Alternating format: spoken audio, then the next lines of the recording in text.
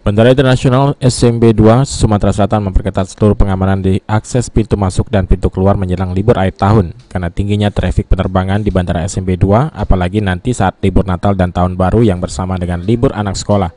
Selama pengamanan terus dilakukan, para penumpang dan pengunjung akan terus merasa aman dari tindakan terorisme atau aksi kejahatan lainnya.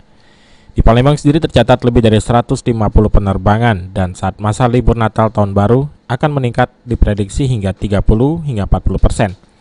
Waktu dekat sudah menunggu, yaitu kegiatan Natal dan Tahun Baru, di mana pas barengan dengan masa liburan anak sekolah.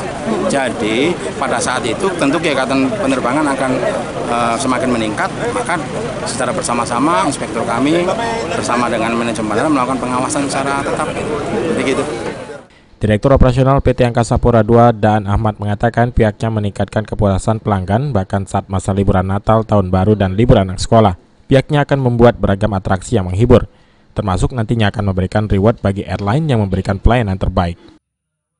Banyak hal di airport, kita kan sekarang semua hal untuk memenuhi customer satisfaction. Nanti ada event-event tertentu juga kita bikin untuk para penumpang yang datang ke airport, dan juga terutama untuk airline kita akan tetapkanlah beberapa hal seperti memberikan insentif juga kita berikan kepada airline. Susan Oktaria, PAL TV.